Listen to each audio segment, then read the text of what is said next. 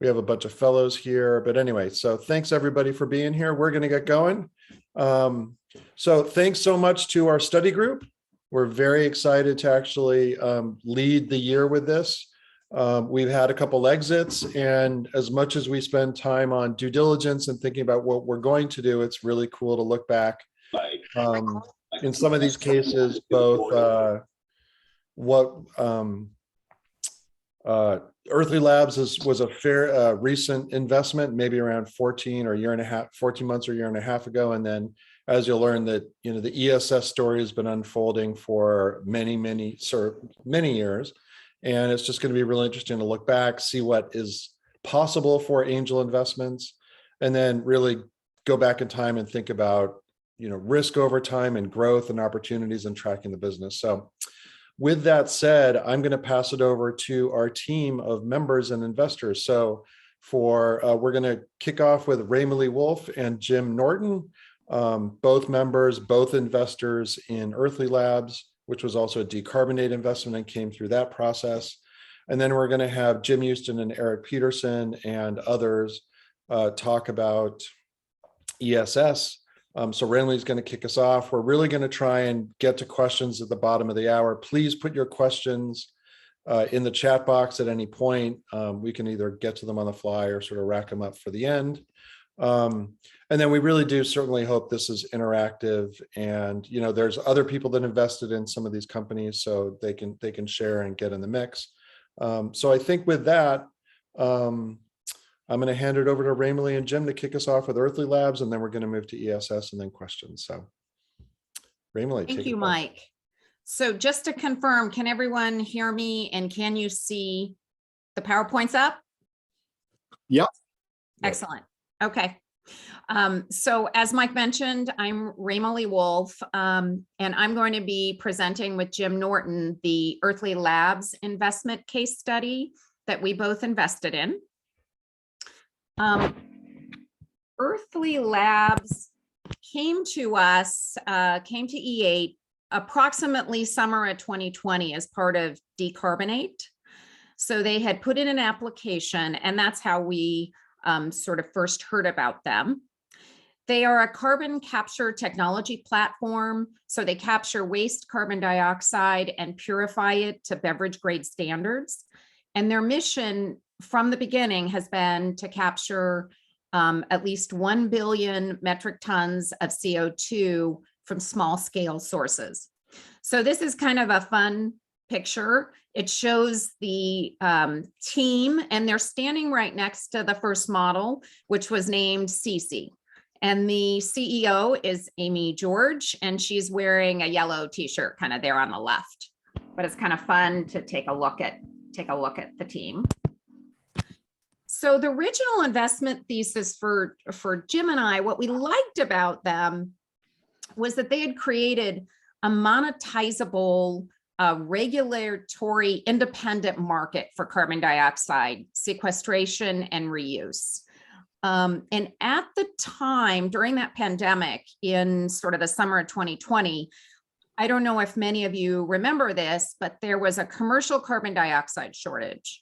So it actually created a great short-term opportunity to increase their sales pipeline because there wasn't a lot of carbon dioxide available, and they had this opportunity to sequester and reuse carbon dioxide.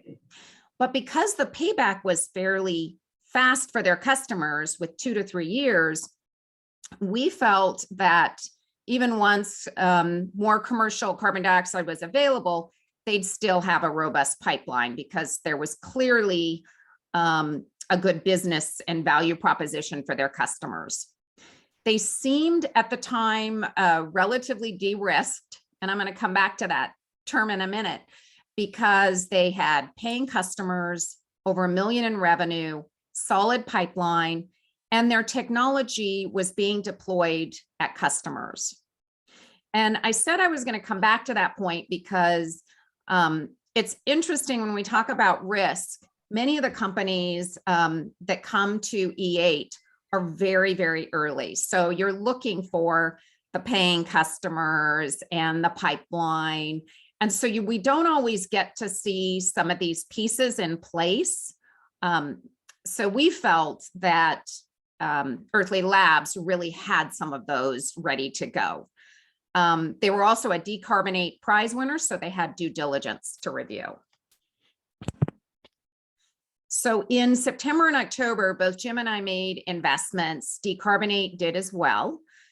And at that point, they had raised approximately 1.6 million in capital. They were 4 years into the business. So at this point, they had 1.2 million in sales. So that will help you just get a reference point when Jim talks about sort of how the exit unfolded.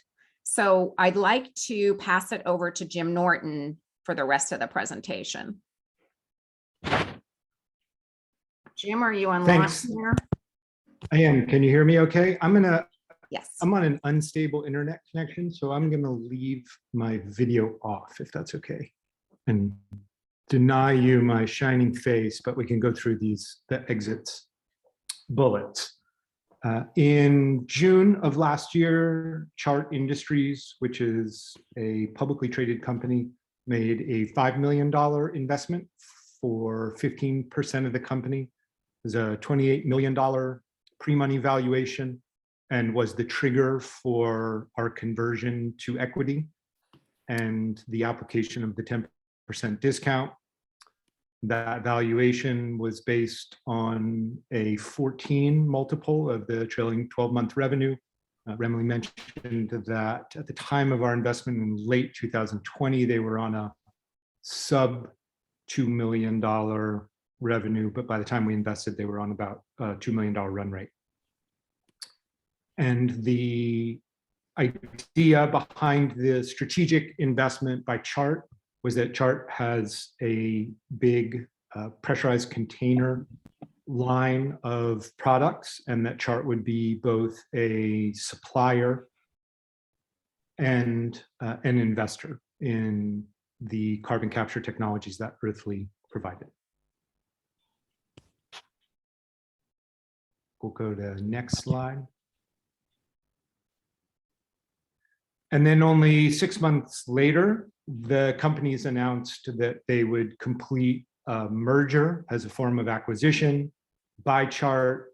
The purchase price was 62 million, and I think that might have included the original 15%, and offered a return multiple to us investors in the fall 2020 note, inclusive of the discount, of about 2.37 or 137%, which was a great, just longer than 1 year return. Earthly had only brought in a little over $2 million of investor capital at the time. And by December of this year, they were on about a $4 million run rate, which was a nice step up from where they had been in June, but still was well short of their expectations based on their potential through their sales funnel, but they were constrained by supply chain challenges that pinched their deliveries and revenue recognition. But the bookings were growing sort of parabolic and became the basis for the significant price to sales multiple that they agreed to with the merger. And for the, sorry.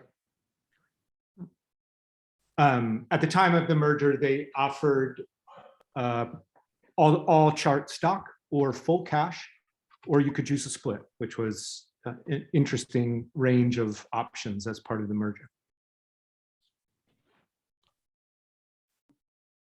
And for those who were considering stock, this is Chart over the last year. So you can see not a terribly volatile company.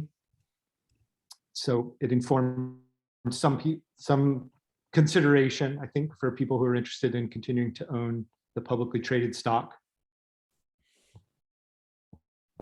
And then I think there's a lesson slide we can run through.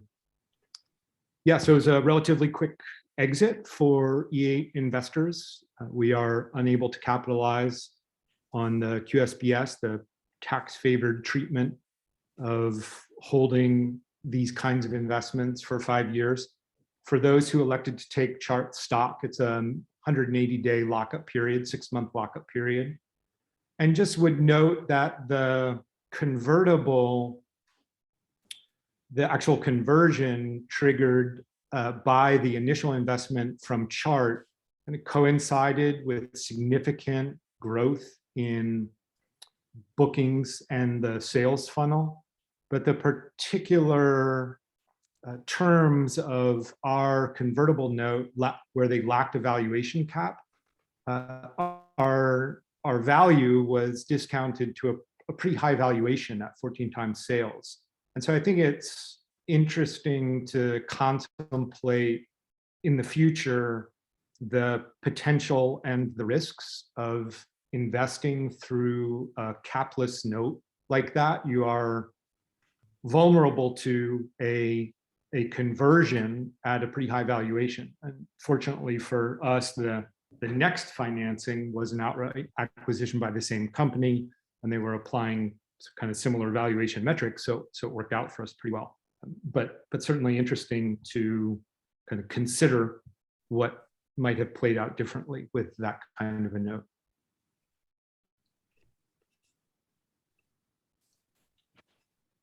Awesome. Okay. Are we good? Yeah, I think that's our summary, and we're happy to go for questions. All right. I think there are a couple questions while we're on it, and then actually, Susan, I'd love to. Well, Ramalee, are you okay if we move to a couple questions, then we'll move to ESS or Yes. last comment, rack up comment? Good. Susan would love to hear. So Susan came to us because I think I was on an investment call with Earthly Labs, and she's like, "What's this EA thing? This is cool. I like this." But so I'd love for you to chime in, and then we can maybe get a couple of these very specific questions, and then we'll move on to ESS. But Susan, what do you think about Earthly Labs and how'd it go? Well, I mean, for me, it was an amazing investment. Now, I was in earlier than Ramalee and Jim, but not from the very beginning. So I got in late in 2018. So a little over 2 years for my investment. And I got back over, well over 6 times my investment. I was actually not prepared for them to exit yet. I really believed in it, and I wanted to be there for a longer haul, not just for the tax benefits, but and I know that Amy is staying with the company, so that she will continue to run that division. And that was actually one of the things that really compelled me not to take everything in cash. So I took half of mine in cash. And even at that, that's a wonderful return. It's a phenomenal return. And left the rest of it in Chart because I have just been so impressed with Amy and what she's been able to accomplish, especially in a manufacturing field, which is typically fairly hard for a female CEO. In talking with bankers and things of that nature, it's not what comes to mind naturally for them. So I believe in her and her vision, and that's what got me into it in the first place. I was just introduced from a friend, and that's what actually kept me with, part of my investment staying with them. So it will be interesting, and hopefully, I'll be able to lead this part at least 5 years. So. Sweet. So we do want to get to ESS. I think Ramalee or Susan, I believe they had some patents, but there's a question here about IP, I guess, when we got in. And I can maybe elaborate on the bit, but what do you guys know about their patents? And then there's a question about runway. And I think I saw, Jim, in your slide that they had $2 million in cash upon acquisition. So conceivably they had some money in play.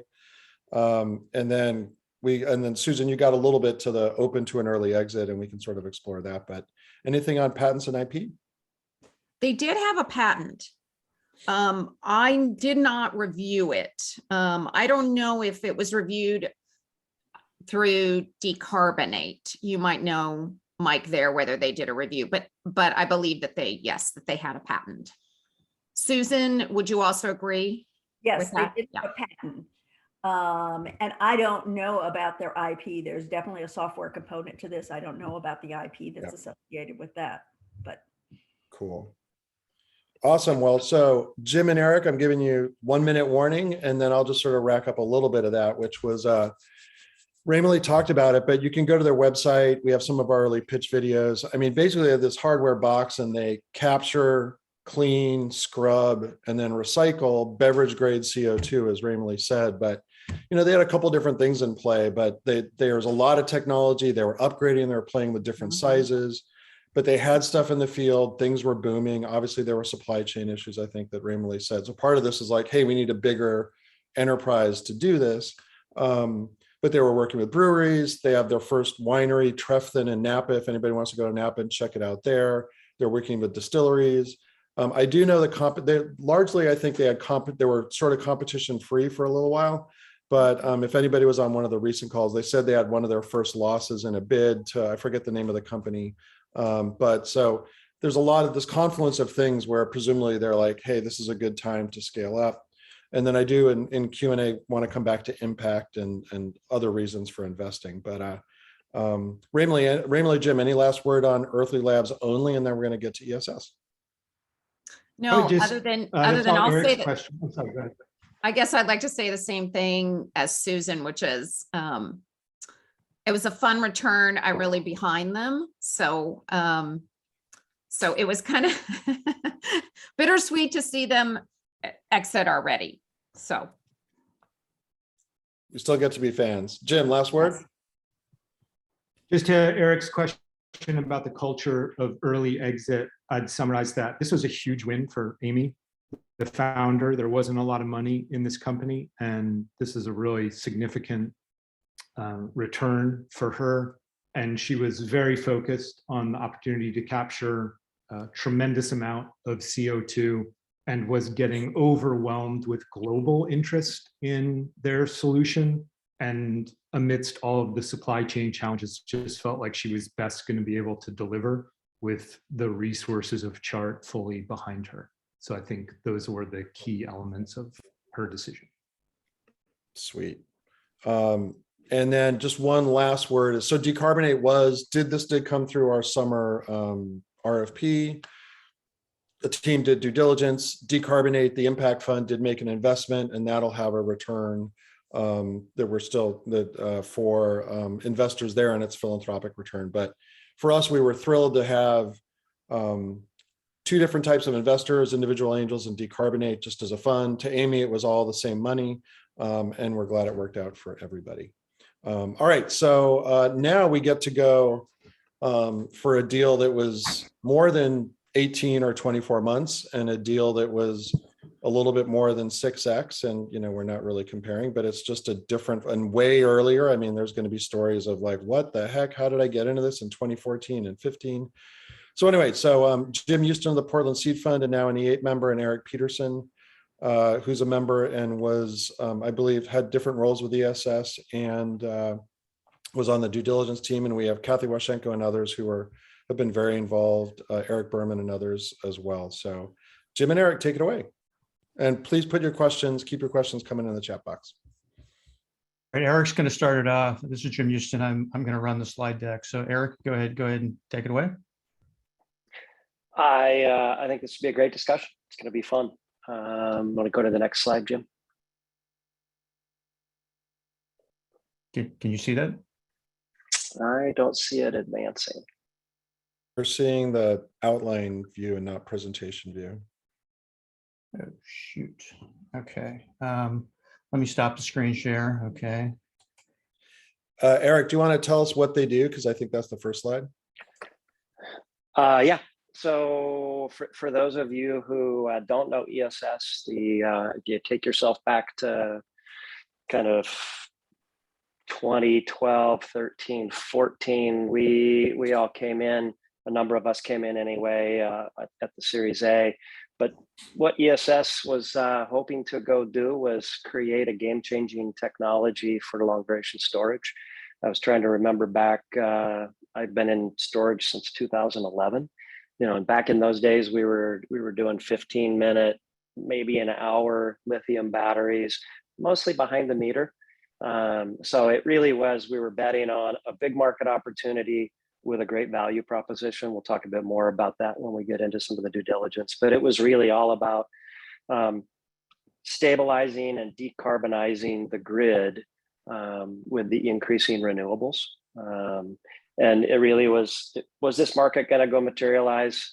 Would the value proposition be real? And will we really see the technical risk mitigated for 8 hours and beyond of long duration storage? Go ahead, Jim.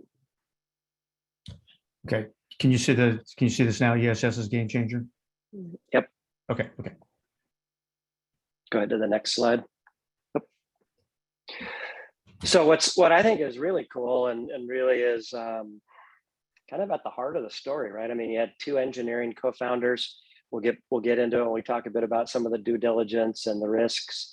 They were actually a husband and wife. And as we got some feedback from some of the ESS investors, everybody, and including myself, were concerned about that. I think interestingly enough, it never materialized as an issue. And with two engineering founders, they did really, and there's another slide coming, but they did a really magical job of reducing the technical risk over the years. What you see here, so the original premise was going to be this behind the meter containerized solution. What you see over on the right is what they call now the S200 power module. And there's some photos out there. If you were to go visit ESS, you'd see the evolution from the very early, like inch by inch cells that were being tested in the lab, up through the very first power modules where they were doing testing. And this new S200 module is probably taller than me. It's probably 3 feet thick.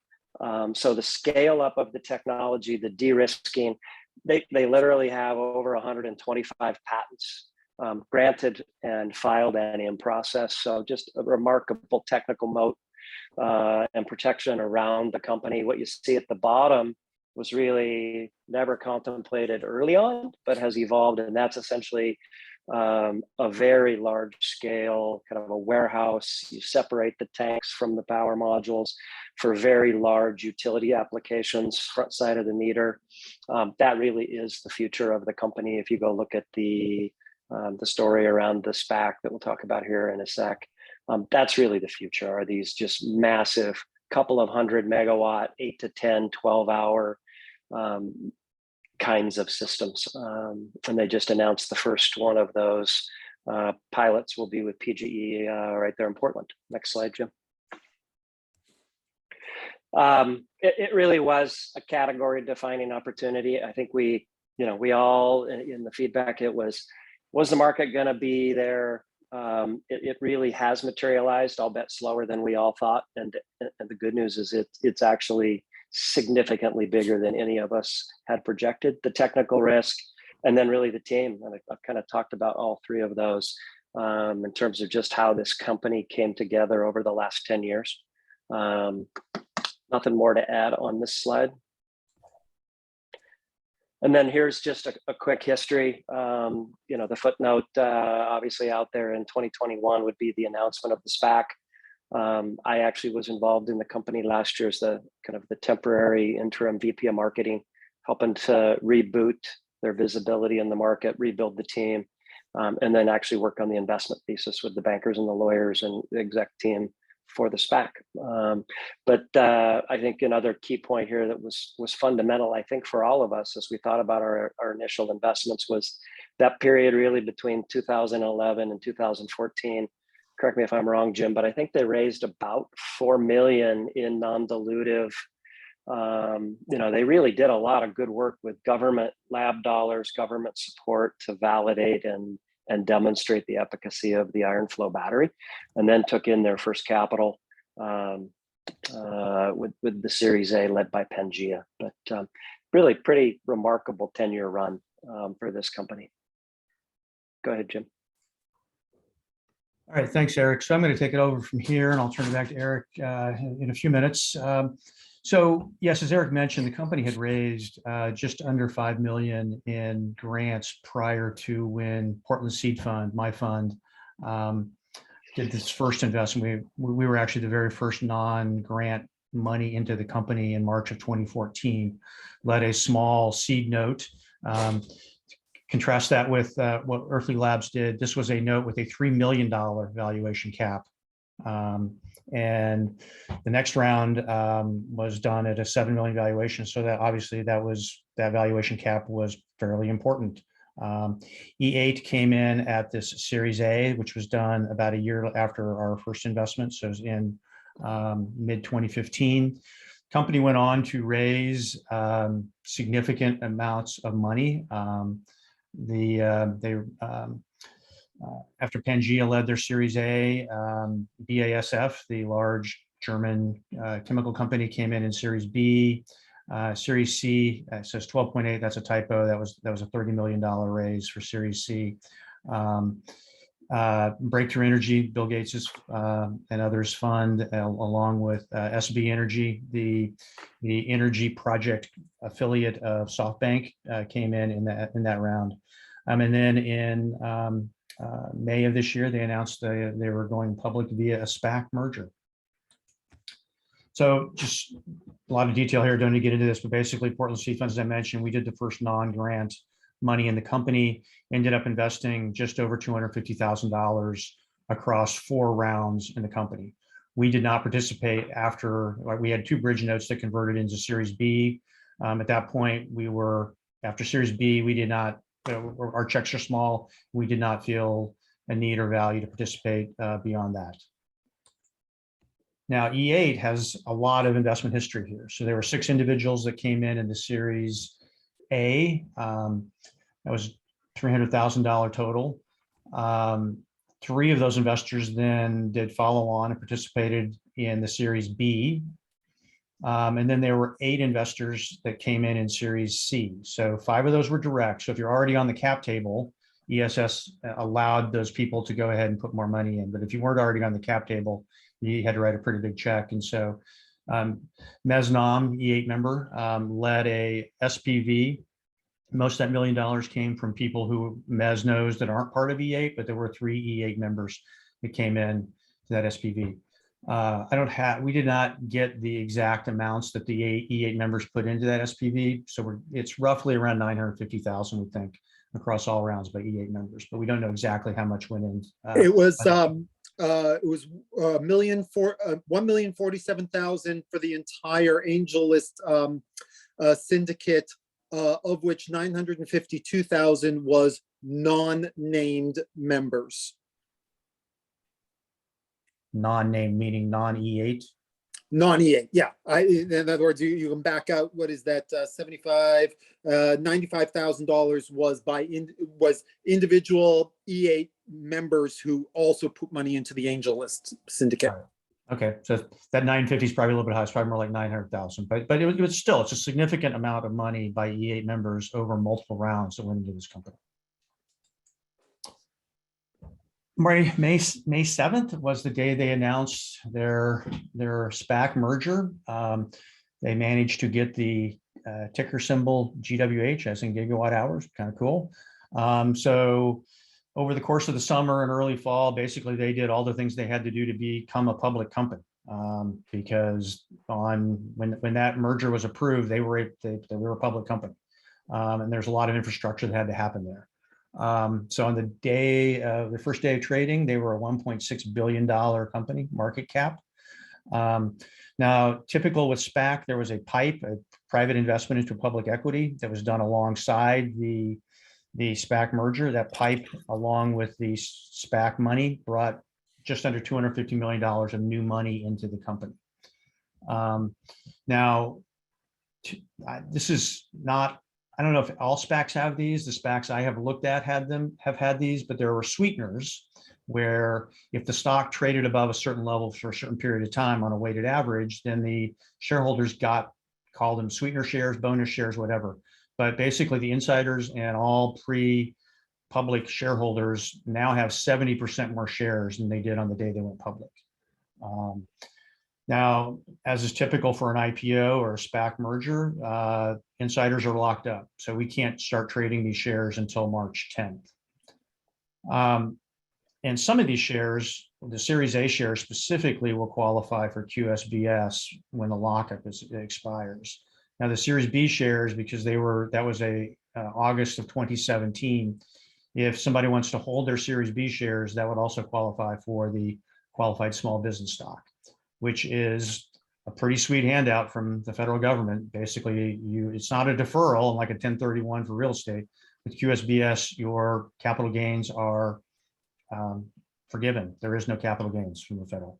Now, you may still have state capital gains depending on where you live, but that is a pretty sweet thing to take advantage of.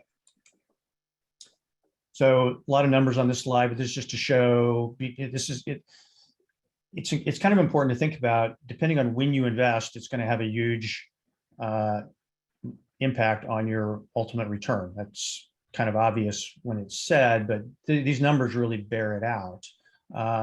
So for those who participated in the seed note with that $3 million cap, if you put $100 into that, as of the end of the year, 12/31, that was worth $500,000. So basically a 50x markup on that money. Series A, a 36 or 37x markup for end of the year, and so forth on down, as you can see. Now, the Series C2 was done early this year. Obviously, the people who did that, they knew that the merger was in play. It hadn't been announced yet, but that's a later stage deal, significantly de-risked, so the return is not as good. But still, hey, 6x return over a year, that's still pretty good. So it's pretty hard to run an IRR for the E8 people because of the many people, the multiple people that were coming in at different stages, and we don't have 100% accuracy on that. But for Portland Seed Fund, we do, as a single entity, we can track this. So we had a 71% IRR through the end of 12/31, and for the 4 rounds we participated, a blended average of a 26.1x return. Now, since they've gone public, they had a huge spike in the first week of trading. So the purple here, purple, blue, whatever it looks like on your screen, that's the stock price. It went up to close to $25 a share in the first week. And even more importantly, when that shot up, there was a huge volume. So these sweeteners that I mentioned to get the 70% more shares, those were based on a weighted average. So when so many shares traded early on, that's really triggered the bonus shares. So unfortunately, it has been trailing down since then. To compare this, there's really, talking to Eric Peterson, who knows the storage space very well, he said that there's probably really only one other public company out there that you could call a comp, and that's EOS Energy. So since this is over the last 3 months, you can see that the other company that was public for well over a year, they have been tracking similar to GWH. So it almost doesn't matter, I know, which one of these lines you're looking at, because they're tracking incredibly closely together. The point, we're locked up though until, for another 6, 7, 8 weeks. So at this point, it's just kind of a sport, if you will, just looking at where the stock is. You can't do anything about it. And if you obsess about it, you're just going to get frustrated. So I've got several bullets here for the PSF original investment thesis, but let me just summarize this to say my partner, Angela Jackson, she at the time was running, it's kind of a side gig, she was running the Portland State University Accelerator. And that's where ESS was initially located. There's a small building right next to the Portland State campus. So she was telling me about this company. It just had these amazing founders, husband, wife team. She says, Jim, they are super intense. You will really like them. So, I was not a climate tech guy really at that point, but I had read something not too long before that about the ultimate limitator, or the ultimate limit on renewable energy was likely to be rare earth metals or conflict metals, just mineral sources. And when I saw what ESS was doing with their iron, salt, and water battery, that really struck me as something that was pretty interesting. We didn't do deep tech due diligence, but Virtue Lab, and many of you know, at that time they were called Oregon Best. We think they're an incredibly valuable resource here in across the Northwest, and they had done a fair amount of resource. And I talked to Vanessa Margolis there, and she gave them a strong thumbs up. And for us, that was kind of it. So we led that seed round in March. So I'm going to turn it back over to Eric now and let him talk about the E8 investment thesis. And I think we ended up doing a pretty significant amount of due diligence. I think, Jim, you concurred. We spent a lot of time. We actually talked with Angela. We talked with the folks at ARPA. I think for the E8 team, we really came down to market opportunity, value proposition. You know, this cost position that they could get to using highly abundant, safe, sustainable, easily, no extraction cost, with iron and water was pretty compelling. We felt there was a lot of work they'd need to go do, which I talked about earlier, where I think having these two engineering technical founders really drove this company to stay focused on the science. I think one of the things that came through as we got feedback from the other E8 members was the folks who did double down and triple down with follow-on investments. It was really about seeing the focus of the founders and just the discipline and diligence they had working through the technical risks while the market materialized. And here we are, really 6 to 8 years on, and the market is still materializing. So I think that really, for me, as I look back, it was the value of having a couple of people on the team who understood the market sector and storage. And then I think just the rigor we brought to the due diligence. Well, that sounds like it might have been a risk-free investment, huh, Eric? Never. All right, are we at the end of the ESS formal part of the program, or last words? Maybe Eric could just talk a little bit about some of the risks here. Yeah, it was interesting as I look back over all of our due diligence notes, and Jim and I talked about it a little bit. This belief that hardware, hard tech is more risky. I've spent my whole career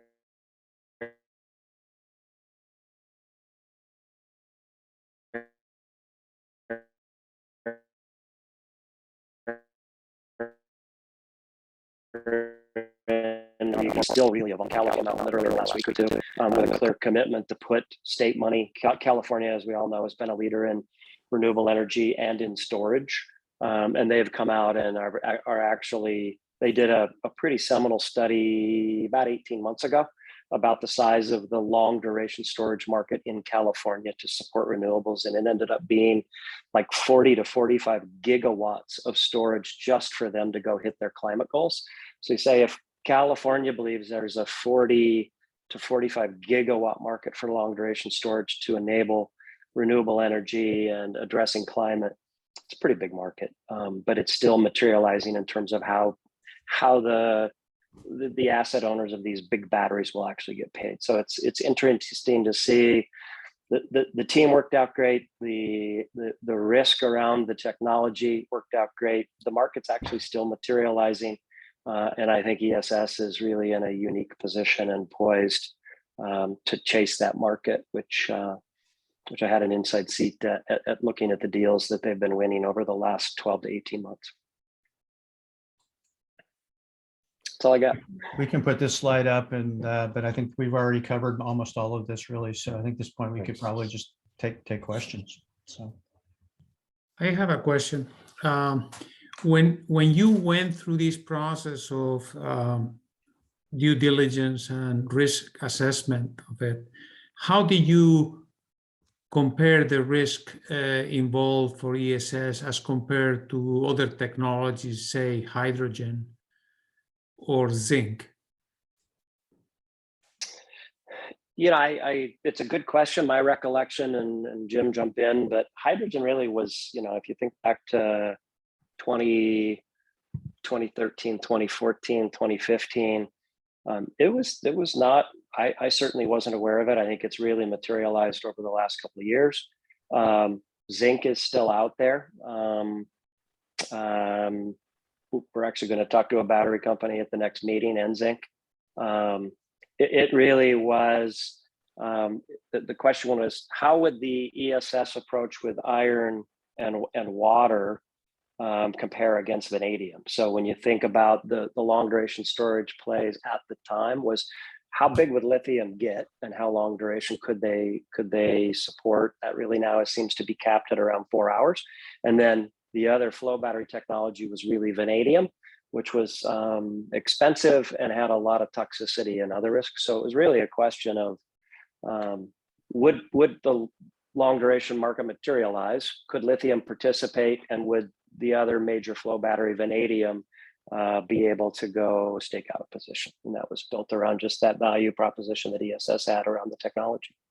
Well, I do understand. I do understand the iron versus vanadium analysis, but effectively this amounts to being lucky in a period of time when some competing technologies are not really available, right? That's true for an awful lot of startups. Doesn't that put isn't that what it's all future? about? No, I mean, Let's Jose, I'm sorry, let but him we- answer, and then we're going to move on. But Yeah, Jim and yeah, Jose, just real quickly. I mean, we didn't look at it that way. I mean, this is when we invested in 2014, or arguably when E8 members invested in 2015 for the first time, you could have found dozens of reasons to not invest. There was so much risk, everywhere, market risk, technology risk.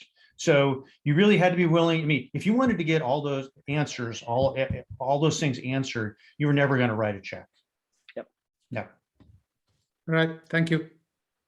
thanks, Jose. And then I want to follow up on that a little bit, and then Molly's going to triage some of the questions in the chat box. But I wanted to, whether it's other investors in ESS, that I want to call you out unless you want to say something, or I want to come back to Jim Norton and maybe Susan and Ramalee, but sort of going back to that question of, even aside from the retrospective, when you were sitting there, what were your, writing a check, making a decision, what was going through your head and your hands as you were hitting the wire transfer instructions? What were your motives? How did you think about impact or return and risk in that moment? Like, what got you to do it at that moment? And then Molly will ask a couple questions, but jump on in. Well, I'll jump in. So for me, with Earthly Labs, it was not a financial decision. It was what Mike has now taught me is called a philanthropic investment, which I wasn't thinking about the investment. What I was thinking about is I wanted to somehow make a difference. And I believe that Amy and her team really had a vision and were going to make a difference. I loved what she had described. It changed over the course of time, in exactly how it got executed. But for me, I mean, I love the return. Don't get me wrong, I love the return, but that wasn't my primary motivator. I was fully prepared to lose everything because I thought this was just this was technology people should be investing in. So, yeah, and we like impact. I mean, philanthropic's got its piece, but it's really all about impact. But others about why they did what they did. Jump in. I was an ESS investor, and I'll say it was similar to Susan. Like, I had been working in the climate space for a long time. I knew that, in order to decarbonize our electricity sector, we were going to need to have storage solutions. And I really felt that I wanted to help make that possible. I didn't know if this one was going to be the one that made it, but we needed to actually try to start developing these things, or we weren't going to be able to meet our climate goals. So yeah, that's why I came in to try to help actualize some of the solutions we needed. And then in terms of once the follow-on rounds came, I was sort of like, well, if this seems to be working out, I should maybe double down on something that looks like it's going to be a winner. Although I sort of struggle sometimes if my role in the investment, impact investment space should be like if once other money is willing to come in, should I bother going there? Or should I go to something else? But in this case, I was like, well, I might as well double down. And then if it does have a good return, I can take some of those resources and go do more good elsewhere on the climate front. So that's what got me going. Sweet. So we have questions for probably Eric Peterson might best answer them about the size of the firm now or just before exit and the decision to go with a SPAC versus an IPO. One more time on the first question, Molly. Just what does the firm look like now that it around the time that it went public and afterwards? And, you know, what did it take to get it ready to be going public in the terms of the stage of the company, et cetera?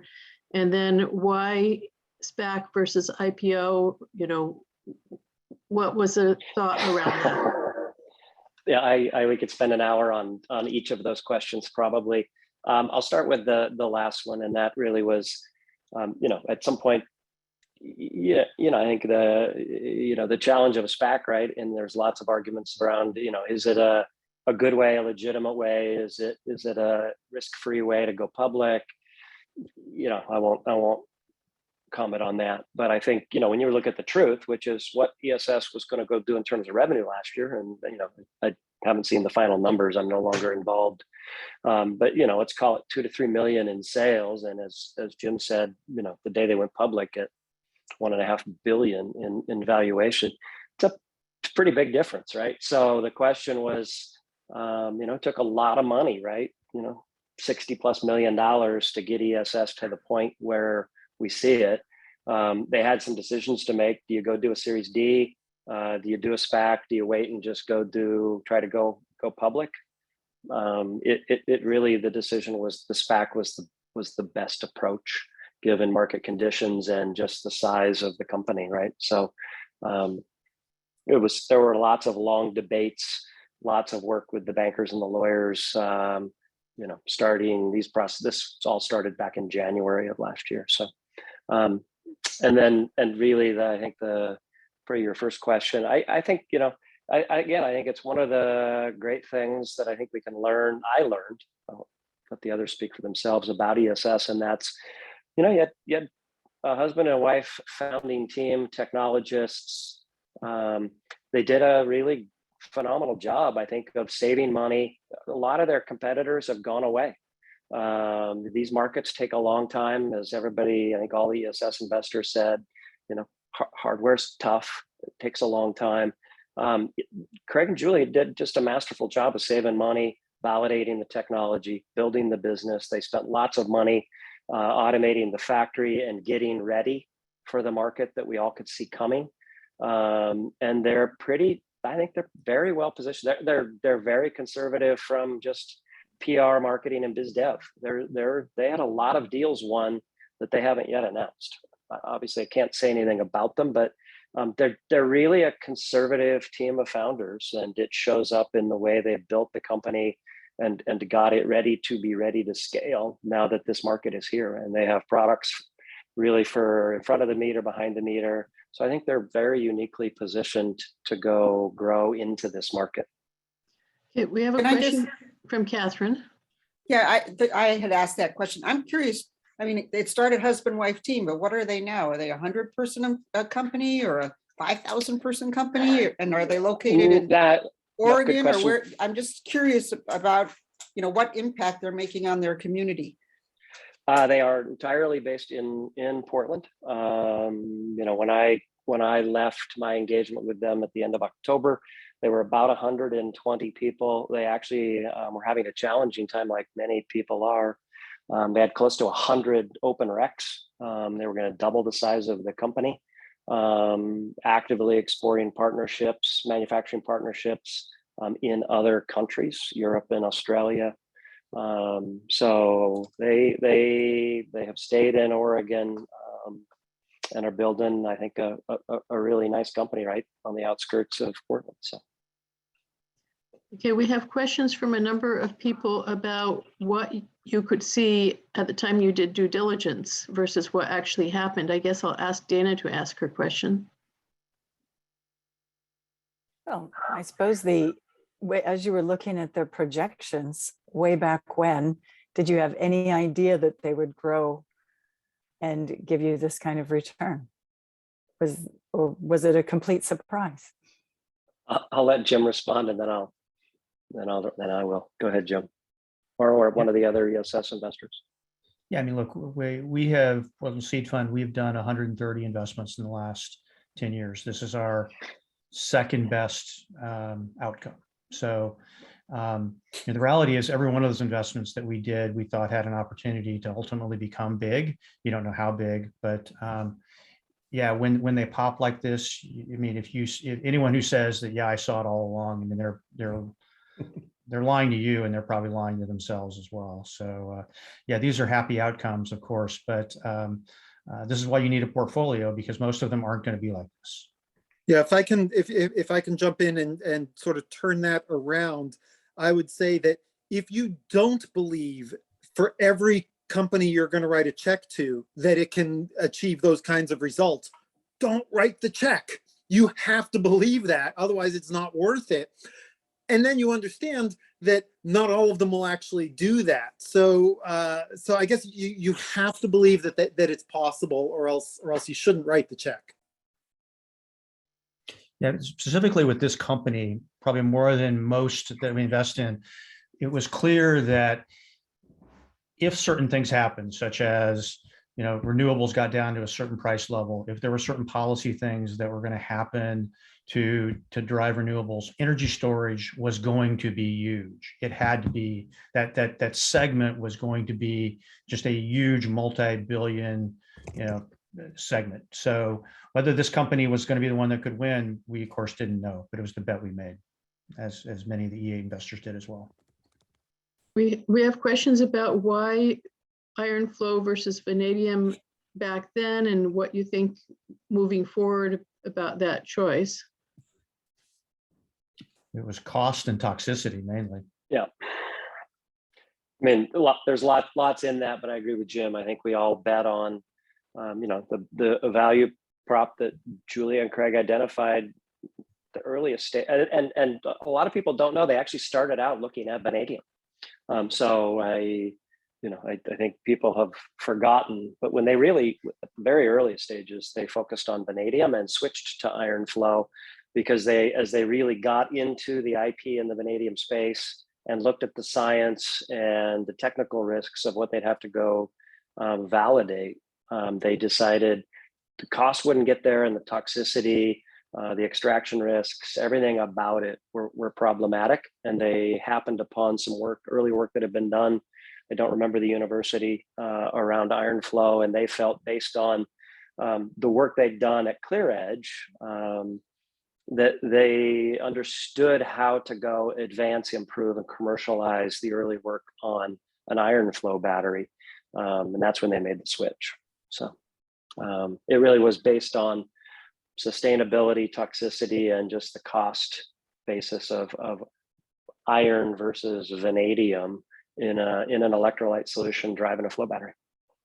Okay. Can I just elaborate with one more, because I think it's an important lesson for E8 people here, which is iron flow. They did not invent an iron flow battery. Iron flow batteries have been around for decades. What they invented was a way to ensure that the electrolyte didn't get fouled, because prior iron flow batteries, they couldn't last for more than a few cycles. So because of the team's experience that they learned, their learnings from ClearEdge, which was a fuel cell company, not a battery company, it was a fuel cell company, but they learned about the microfluidics in terms of how to create what they branded, it's called the proton pump.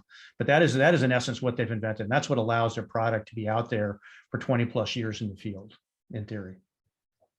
So a couple more questions. One is probably a quick question. Did the state of Oregon provide any support to ESS? Well, indirectly, I mean, because Virtue Lab was at that time called Oregon Best. They were a state-funded signature research lab. So yes, and through that mechanism they did. I mean, the state does not directly write checks to companies, but through Oregon Best they did. Yep. And then the last question is about teams. What did you see in each of the teams, Earthly Labs team and ESS's team that reassured you that this was the right team to invest in?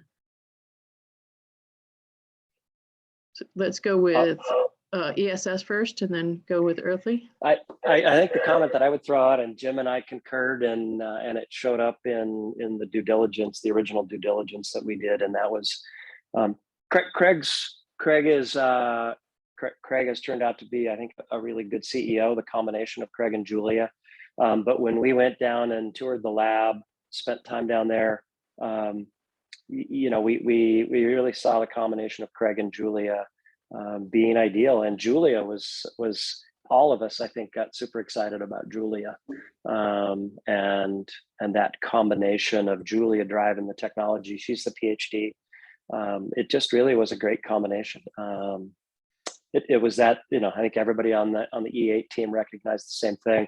Geez, do we invest in a husband and wife? But they were, I think, just a phenomenal team and did a great job. But Julia was really exciting.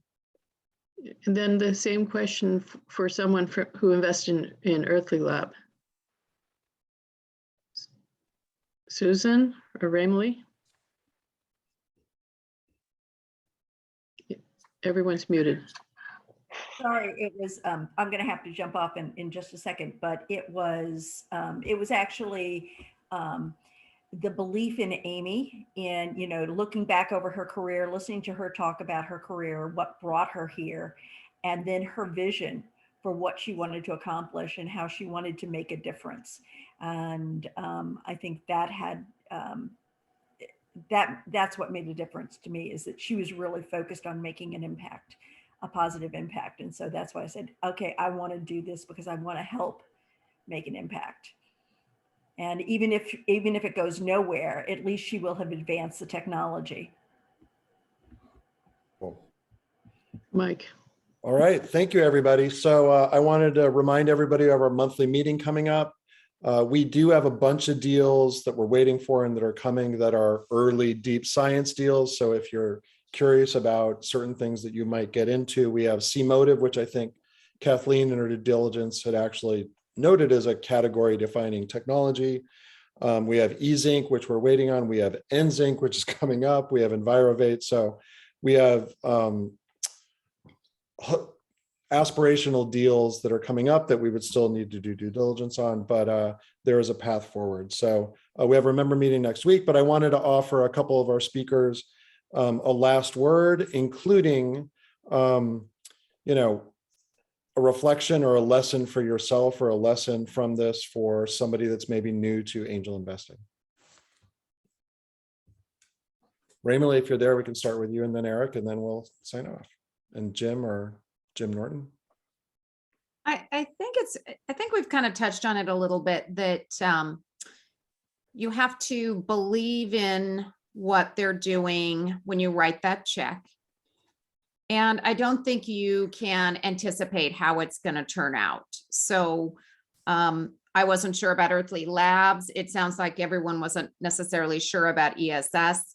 So you have to take a look and make a personal choice for your investment. And then you build your portfolio and wait to see what happens. So I joined E8 in 2019, and this is my first official exit. So got one thumbs up. Oh, rub it in, why don't you? For those of us who had to wait like 14 years for our first. I know, it's exciting for me. Any other burning final presenter comment on a lesson or sort of a note to a new investing self? Yeah, I certainly should probably just defer and let Jim, given how many investments he's made. ESS was actually my first investment as an E8 member. So, you know, pretty good first investment. But my lesson was, you know, participating in the due diligence. I knew the space, been through a couple of successful exits, no hardware. I had a lot of beliefs around what it would take to go make that company successful. I believed in the market opportunity. And what I've really learned over these years is you have to trust the founding team. You're investing in that team, right? We all talk about investing in the founders. I could have, you know, I was actually a board observer at the start on behalf of the E8 team that invested. We worked that into our term sheet that I would actually join as a board observer. I had lots of things that Craig and I argued about. My lesson really, now is you got to trust that team. You may be smart and know the space, but they're the ones that are building the business. They're the ones that are heads down. It's trust them, be helpful, make introductions, be a helpful, good investor.